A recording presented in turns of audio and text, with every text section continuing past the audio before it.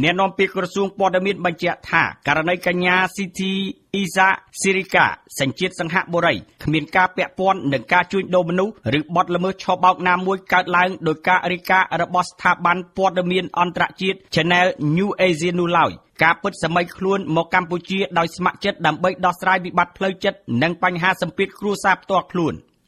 នៅថ្ងៃទី3ខែសីហាឆ្នាំ2026ឯកឧត្តមទេពអាសនារិទ្ធអនុរដ្ឋលេខាធិការនិងជាអ្នកនាំពាក្យក្រសួងព័ត៌មានបានឲ្យដឹងថា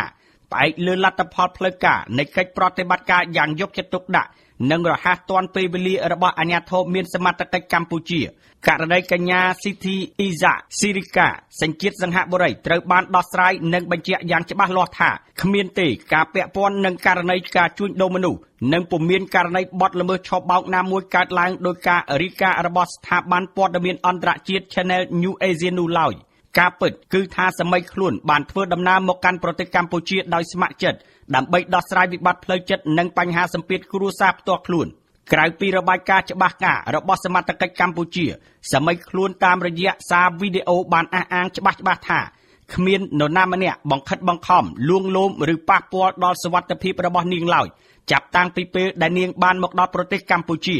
ឯកឧត្តមទេពអាសនារិទ្ធបន្តថានៅក្នុងដំណាក់កាលដំបូងនៃការរាយការណ៍ស្ថាប័នព័ត៌មានអន្តរជាតិ Channel New Asia បានប្រញាប់ប្រញាល់ចុះផ្សាយព័ត៌មានដោយដកស្រង់យកតែការអះអាងមកខាងនិងប្រភពនៃការសង្ស័យជាមួយការអំពាវនាវរបស់ក្រុមគ្រួសារមកធ្វើជាសាច់រឿងនៅក្នុងការផ្សាយដោយទាញភ្ជាប់ទៅនឹងរូបភាពអវិជ្ជមាននៃការជួញដូរមនុស្សនិងការឆបោកមុនពេលខ្លួនអាចស្វែងរកព័ត៌មានការបញ្ជាក់ឬលទ្ធផលស៊ើបអង្កេតផ្លូវការពីសមត្ថកិច្ចក្នុងប្រទេសកម្ពុជាទង្វើនេះមិនត្រឹមតែបង្កើតឲ្យមានការភ័ន្តច្រឡំយ៉ាងធ្ងន់ធ្ងរក្នុងសាធារណមតិអន្តរជាតិប៉ុណ្ណោះទេប៉ុន្តែថែមទាំងបានធ្វើឲ្យប៉ះពាល់ដល់កិត្តិយសនិងបានបង្កភាពអយុត្តិធម៌ក្នុងសាច់រឿងសម្រាប់កម្ពុជាព្រមទាំងប៉ះពាល់ដល់កិច្ចខិតខំប្រឹងប្រែងរបស់កម្ពុជាក្នុងការប្រយុទ្ធប្រឆាំងឧក្រិដ្ឋកម្មឆបោកថែមទៀតឯកឧត្តមអ្នកនាំពាក្យក្រសួងព័ត៌មានបានឲ្យដឹងទៀតថាឈលលើមូលដ្ឋានគ្រឹះនៃការទទួលខុសត្រូវវិជ្ជាជីវៈសារព័ត៌មានយើងអាចទាញចេញជាមេរៀនសំខាន់សម្រាប់ប្រព័ន្ធផ្សព្វផ្សាយជាតិនិងអន្តរជាតិ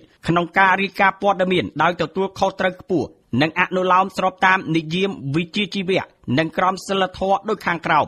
1. ត្រូវគោរពសច្ចភាពនិងផ្ទៀងផ្ទាត់ព័ត៌មានដាច់ខាតល្បឿននៃការផ្សាយព័ត៌មានការបញ្ចេញព័ត៌មានទាន់ហេតុការណ៍មិនត្រូវធ្វើឡើងដោយរំលងការពិនិត្យភាពត្រឹមត្រូវនៃព័ត៌មានអង្គហេតុនិងការផ្ទៀងផ្ទាត់ជាមួយប្រភពឬភាគីពាក់ព័ន្ធក្នុងសាច់រឿងឡើយការប្រញាប់ប្រញាល់ផ្សាយដោយភ្ជាប់ចំណងជើងបែបតាក់ទាញផ្អែកលើការស្មាន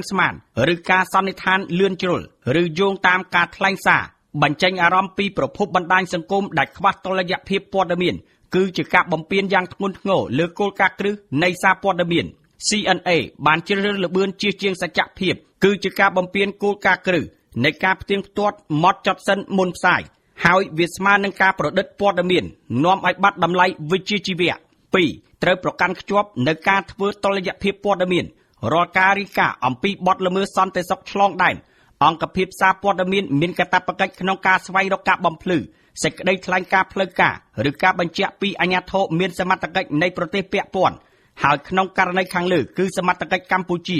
ដែលការនេះជាភាពចាំបាច់ក្នុងការផ្ដល់សម្លេងដល់ភាគីពាក់ព័ន្ធក្នុងសាច់រឿងដោយមិនត្រូវផ្អែកលើប្រភពសង្ស័យ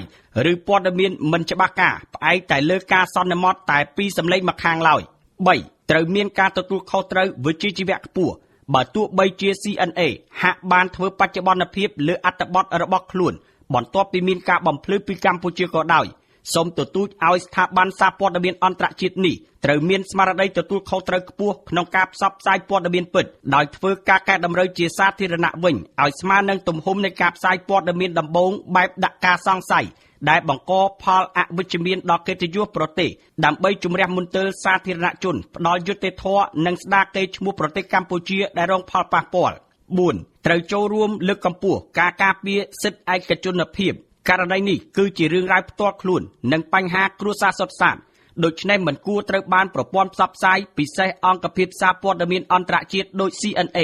យកមកបំលែងធ្វើជាឧបករណ៍កេងចំណេញសម្រាប់បម្រើការផ្សាយដោយខ្វះមូលដ្ឋានឡើយព្រោះវាបង្កផលប៉ះពាល់ដល់សិទ្ធិនិងសុវត្ថិភាពផ្លូវចិត្តរបស់សមាជិកខ្លួននិងគ្រួសារការទាញភ្ជាប់សាច់រឿងគ្រួសារមួយមកផ្សាយបែបចោទប្រកាន់ និងការប្រឌិតសាច់រឿងអវិជ្ជមានគ្មានមូលដ្ឋានច្បាស់លាស់ប៉ះពាល់ដល់កេរ្តិ៍ឈ្មោះនិងកិត្តិយសរបស់ប្រទេសជាតិគឺជាទង្វើដែលមិនអាចទទួលយកបានដាច់ខាតនិងទាមទារឲ្យ CNA